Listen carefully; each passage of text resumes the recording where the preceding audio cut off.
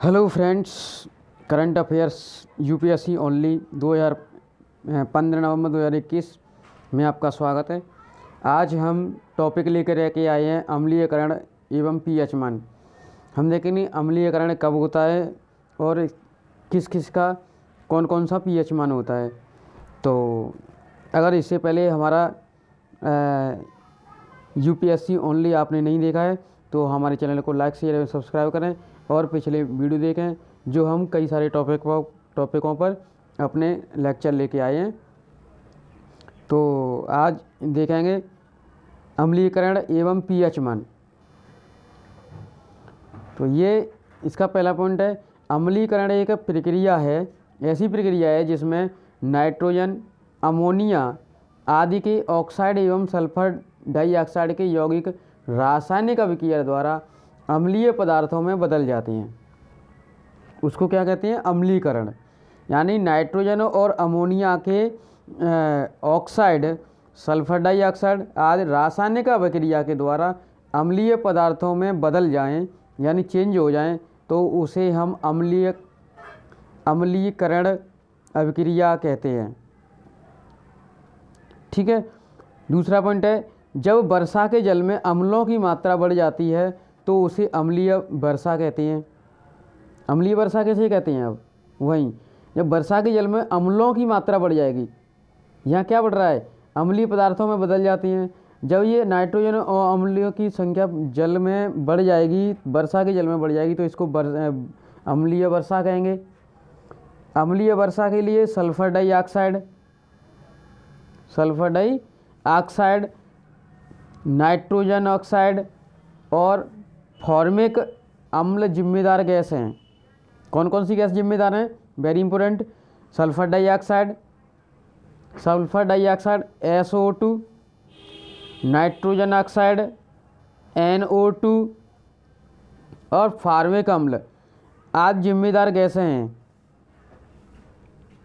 ठीक है। Next point है,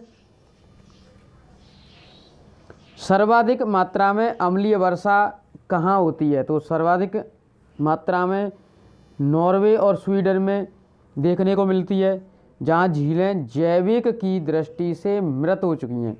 यानी इतनी अम्लता हो गई है झीलों में कि वो मृत के समान हो गई हैं। ठीक। अब देखेंगे हम अम्लीय वर्षा है उसके हानिकारक प्रभाव।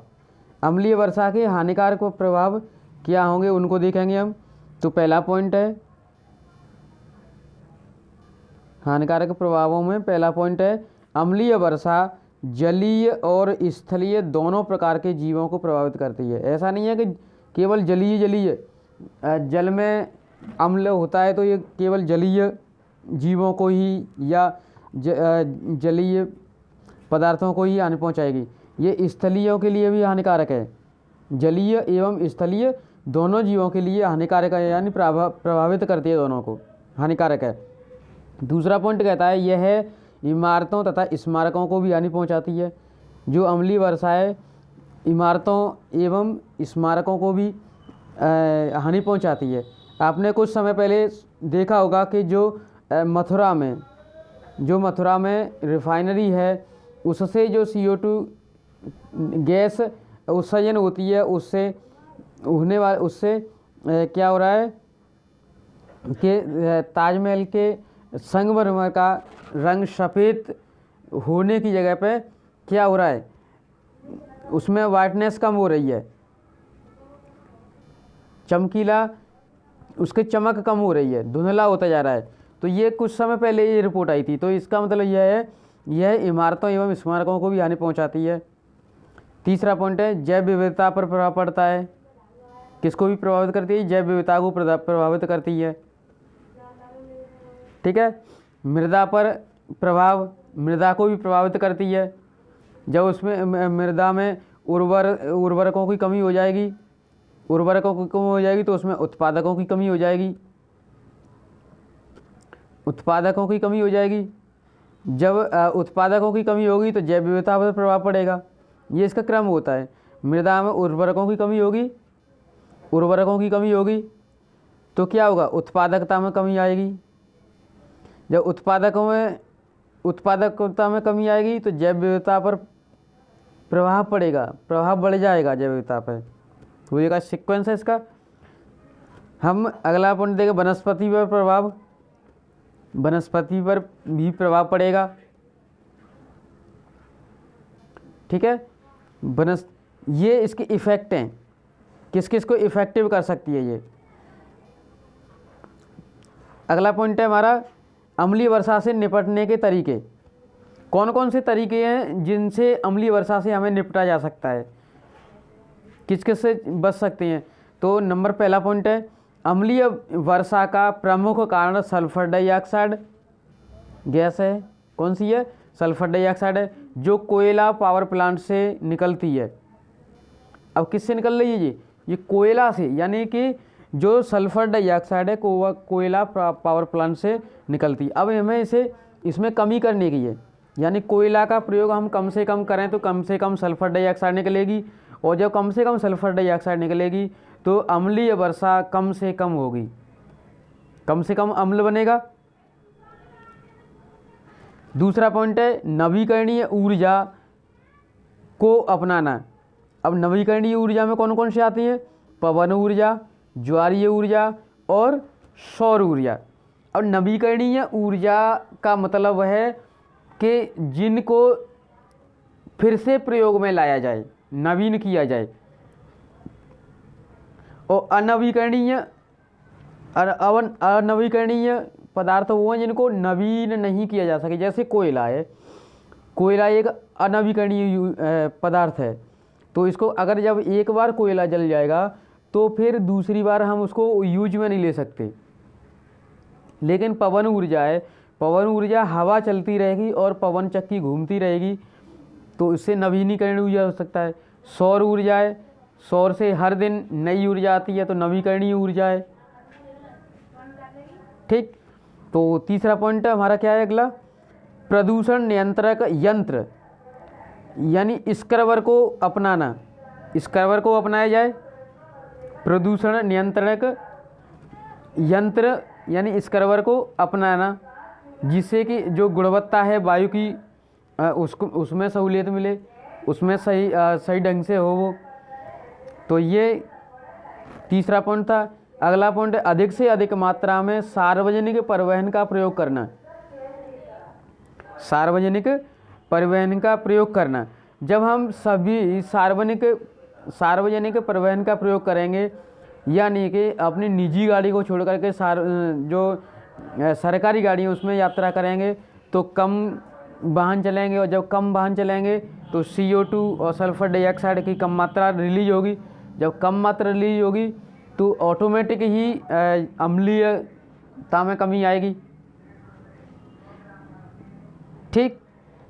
100 लोग एक बस में यात्रा कर रहे हैं तो उसमें कम कार्बन डाइऑक्साइड यानी जो डीजल पेट्रोल का कम खर्चा भी होगा और कम सार्वजनिक वो होगा। जब 100 लोग 100 अपनी अपनी निजी गाड़ियों से चलेंगे तो एक तो रास्ते में समस्या रहेगी और हमारा प्रदूषण भी नियंत्रण से बाहर रहेगा। तो ये इसलिए चौथा पॉइंट वेरी इम्पोर्टेंट भी बनता है, अधिक से अधिक मात्रा में सार्वजनिक परिवहन का प्रयोग करना चाहिए। अब हम देखते हैं pH मान। pH पहले स्केल देखते हैं, उसके बाद pH मान देखेंगे। pH स्केल क्या कहता है, ये pH स्केल है। pH स्केल बोलता है कि अगर हमारा न्यूट्रल है, न्यूट्रल हमारा माना जाता है 7 pH। pH 7 न्यूट्रल है, pH 7 न्यूट्रल है। अगर इससे कम होता है, जैसे कम होता है तो अम्लीय मात्रा बढ़ती जाती है, और इससे ऊपर होता है तो क्षारीय मात्रा बढ़ती जाती है, ठीक है। pH 7 हमारा वो स्केल है जहां हमारा नॉर्मल रहता है, जैसे वाटर, पानी का pH मान 7 है, pH 7 है, किसका, पानी का। पानी का pH मान कितना है, 7 है। तो ये न्यूट्रल है, न्यूट्रल है पीएच का। अगर इससे 6, 5, 4, 3, 2, 1, 0 तो ये एसिड यानी अम्लीयता में वृद्धि होगी। जैसे ही जैसे कम होता चला जाएगा वैसे ही वैसे अम्लीयता में वृद्धि होती चली जाएगी। और अगर 7 से ऊपर बढ़ रहा है, 8, लास्ट 14 है इसका, लास्ट पीएच मान कितना है, 14। इससे 14 अल्काइन फिर होते ही नहीं, यानी क्षारीयता बहुत ज़्यादा हो जाती है। तो हम 7 से 8 तो हमारा क्षारीयता में वृद्धि हो रही है। जैसे ही जैसे हम ऊपर जाते रहेंगे क्षारीयता में वृद्धि होती रहेगी। और 7 से अगर नीचे आएंगे तो हमारी अम्लीयता में वृद्धि होगी, न्यूट्रल। अब हम देख लेते हैं कि हमारे किस किस का कौन कौन सा पीएच मान है। तो हम देखेंगे वर्षा जल का कहीं कहीं आपको 5 भी लिखेगा, और 4.3 ये वर्षा का पीएच मान है। जल का 7 है पीएच मान। नींबू का रस पीएच मान 2 है, 2 हम देखेंगे। तो ये एसिड है, यानी अम्ल हो गया, ये खट्टा हो गया बहुत ज़्यादा। जितने जितना इसका पीएच मान कम होगा उतने खट्टेपन में वृद्धि होगी। ठीक। समुद्री जल कितना है, 8.1। तो ये इस 8 और 9 के बीच में है। तो इसमें अल्काइन यानी नमकीन क्षारीयता में वृद्धि हो गई। इसमें क्षारीयता हम देखते हैं समुद्र का पानी खारा होता है यानी क्षारीय होता है। रुधिर का 7.4 होता है, तो हल्का क्षारीय होता है। रुधिर भी हल्का क्षारीय होता है, हल्का होता है, इतना तो नहीं होता। उससे वाटर से हल्का ही क्षारीय होता है। वाटर न्यूट्रल है, लेकिन रुधिर है वो हल्का क्षारीय है। स्वच्छ वर्षा का जल होता है 5.4 पीएच मान, 5.4 यहाँ इसके आसपास होता है। तो इसका एसिडिटी की ओर चला जाता है। बेकिंग सोडा क्षारीय हो गया, 9 हो गया इसका यहाँ। अमोनिया 11, ये तो वेरी हाई हो गया। तो ये हमारा पीएच मान था। हमने आज का टॉपिक अम्लीयकरण और पीएच मान से संबंधित देखा। ऐसे ही टॉपिकों को प्राप्त करने के लिए हमारे चैनल को लाइक, शेयर और सब्सक्राइब करें, और सबसे पहले नोटिफिकेशन प्राप्त कर लें, जिससे आपको बेहतर से बेहतर चीज़ देखने को मिले। तो आज के लिए बस इतना ही। Thank you for watching.